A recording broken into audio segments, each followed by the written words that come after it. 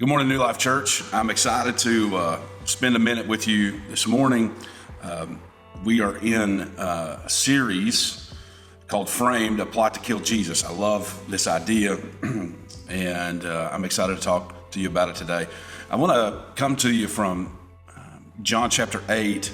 The last few weeks, I've actually been talking on the 7 I Ams from the book of John, and I want to read to you one today. We're going to start in John chapter 8, verse 51, and read through the end of the chapter quickly. So Jesus says this. He says, "Truly, truly, I say to you, if anyone keeps my word, he'll never see death." The Jews said to him, "Now we know that you have a demon. Abraham died as the prophets. Yet you say, if anyone keeps my word, he'll never taste death. Are you greater than our father Abraham, who died and the prophets died? Who do you make yourself out to be?" Jesus answered, "For if I glorify myself, my glory is nothing. It's my Father who glorifies me, of whom you say he is our God. But you have not known him. I know him. If I were to say that I do not know him, I would be a liar like you, but I do know him and I keep his word. Your father Abraham rejoiced that he would see my day. He saw it and was glad." So the Jews said to him, "You're not yet 50 years old, and you have seen Abraham?" And Jesus said to them, "Truly, truly, I say to you, before Abraham was, I am." So they picked up stones to throw at him, but Jesus hid himself and went out of the temple. I love that Jesus gave him the slip. The only fight you win is the one you don't actually engage in, right? So Jesus got away. I love that. But what's the deal with this statement? Before Abraham was, I am.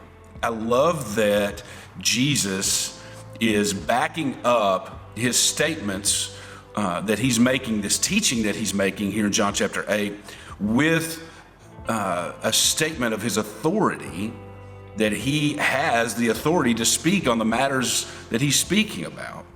And these 7 I am statements in John are there for the listener, that whomever Jesus is speaking with. It's typically going to be the Pharisees, the Jewish leaders, Jews who would understand that when Jesus says the phrase "I am," that it's like fighting words. Like, it's worse than talking about my mama, okay?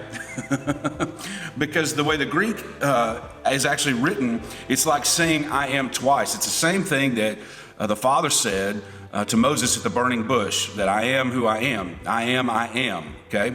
That's what Jesus is saying. So as soon as they hear Jesus say, "I am," they immediately know that he is equating himself as God. And so this is obviously heresy. They're pulling up stones out of the ground to throw at him, and they're trying to kill him for the heresy that he is perpetuating. The thing is, he really was. He really is. And I love how Jesus just always digs right at the heart of these things. Of course I have the authority to do it. I am. He's been saying that. We see these. This is actually the last, one of the last times in John that he says the phrase "I am." And so they should have been getting it by now, but I would imagine they're hard-headed like we are.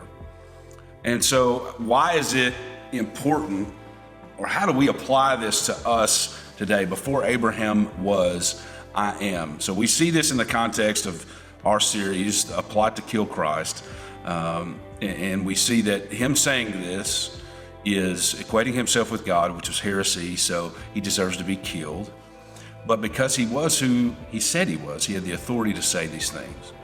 And when he says, before Abraham was, I am, he's making a truth statement here, saying that I am God, I live outside of time, and I'm the one that Abraham was looking forward to.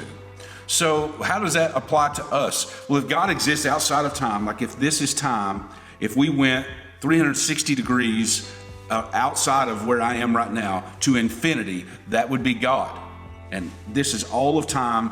Outside of it is God. Time exists within God. So what does that mean? Well, what that means is that no matter what you're going through, no matter what I'm going through, no matter what I'm dealing with, no matter what you're dealing with, no matter what situations we may face, before that situation was, I am. Before you were born, I am. Before the world was formed, I am. Isn't that beautiful? It's a wonderful thought to realize that while we may be in the middle of a difficulty and a trial, God is outside of it in power, yet immanent with us in it. And I just think that's a wonderful thing to know that no matter what we're facing, He just is. He just is. And He's everything that we need. And He's everything that we long for. And ultimately, we find everything that we need in Him. That's what He was trying to say to the Pharisees.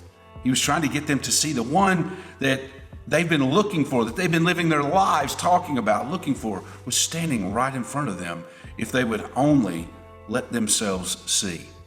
So I would encourage you today to see that God is, always. And to know that no matter what you're facing, that He's bigger.